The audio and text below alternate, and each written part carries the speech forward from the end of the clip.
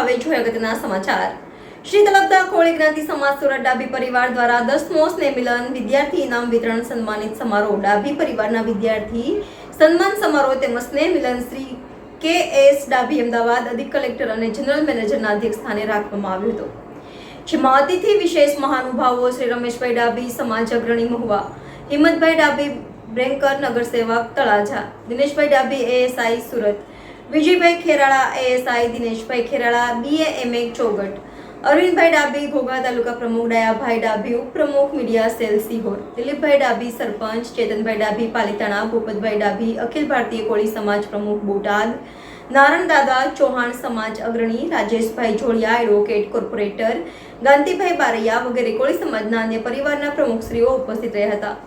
માનવતા મહેમાનોનું પુષ્પગુચ્છ બુકે આપી સન્માન કરવામાં આવ્યું, તેમજ મહેમાનો દ્વારા સમાજમાં એકતા અને અખંડતા બની રહે, વિદ્યાર્થીઓ ખૂબ મહેનત કરે અને સફળતાના શિખરો સર કરે તેવી શુભેચ્છાઓ પાઠવવામાં આવી હતી, તેમજ વિદ્યાર્થીઓને ટ્રોફી પુસ્તકો આપી સન્માનિત કરવામાં આવ્યા હતા। ડાભી પરિવારના યુવાનો, માતાઓ, બહેનો, વડીલો ખૂબ મોટી સંખ્યામાં ઉપસ્થિત રહ્યા હતા અને સાથે સ્વરૂચિ ભોજન લઈ આ કાર્યક્રમને સફળ બનાવવામાં ડાભી પરિવારના કમિટીના સભ્યો તેમજ યુવાને ખૂબ જ જહેમત ઉઠાવીને કાર્યક્રમ સફળ બનાવ્યો હતો।